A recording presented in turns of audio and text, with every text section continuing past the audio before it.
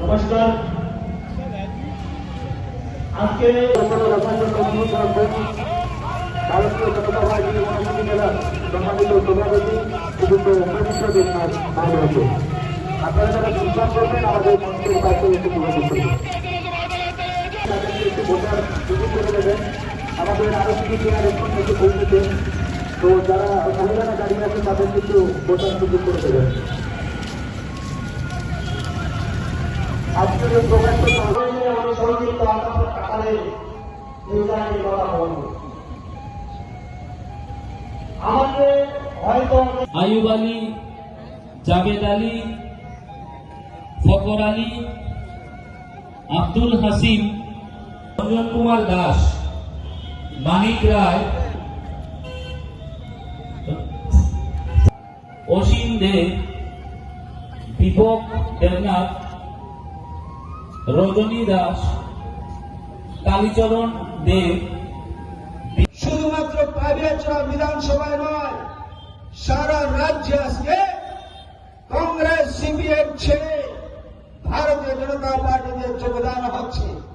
ভারতীয় জনতা পার্টির পতাকা তলে সামিল হচ্ছে নরেন্দ্র ভাই মোদীজির, মাননীয় প্রধানমন্ত্রীজির যে গরিব কল্যাণ যোজনা, মাননীয় প্রধানমন্ত্রীজি যেইভাবে এই দেশের শ্রমিকের জন্য যে পরিকল্পনা নিয়েছেন, কৃষকের জন্য যে পরিকল্পনা নিয়েছেন, গোটা দেশকে এইভাবে দিনে দ্বিগুণ রাতে চতুর্গুণ এগিয়ে নিয়ে যাচ্ছেন, সেই দিশাকে লক্ষ্য রেখে সেই নরেন্দ্র ভাই মোদীজির সেই উন্নয়নমূলক কাজকে সামনে রেখে আজকে সারা দেশে কংগ্রেস সিপিএমের সুপ্রসা আমরা দেখেছি।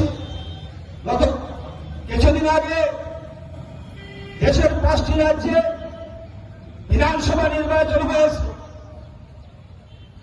মধ্যপ্রদেশ, রাজস্থান, তেলেঙ্গানা, মিজোরাম, ছত্তিশগড়, 5 রাজ্যের বিধানসভা নির্বাচন।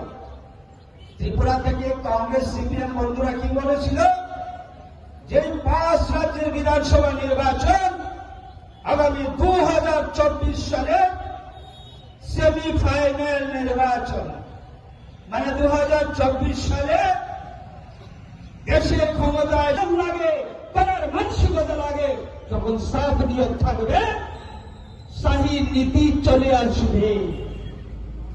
নিয়োগ যেখানে সাফ থাকবে না, ভালো নীতি সেখানে আসবে না, ভালো কাজ কোনো দিন করতে পারবে না।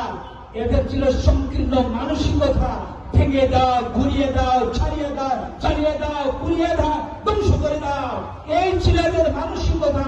এদের মাথার মধ্যে 24 ঘন্টা এই ছিল ভাবনা। আর আমরা কি ভাবছি?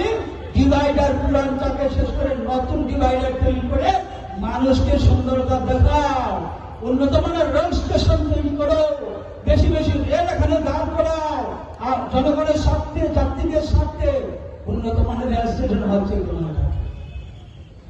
উন্নত মানের রেল স্টেশন হচ্ছে, স্কুল হচ্ছে, এত কাজ হচ্ছে, গ্রামে হচ্ছে, গ্রামে গ্রামে গ্রামে, প্রত্যেকটা গ্রামে রাস্তা, জল, বিদ্যুৎ, কর্মসংস্থান, কৃষক উন্নয়ন, মহিলা সশক্তিকরণ, এত কাজ চলছে। এর জন্য বলছি, নিয়ত যদি সাথ থাকে, সেবার যদি মানসিকতা থাকে, করার যদি ইচ্ছা থাকে, তাহলে ওরা যায়, কোন অসুবিধা সেখানে নেই, কোন প্রতিবন্ধকতা সেখানে নেই, কোন বাধার সেখানে আসে না। আর যদি করার ইচ্ছে না থাকে, তাহলে বাহানার অভাব নেই, অজুহাতের অভাব নেই। দীর্ঘ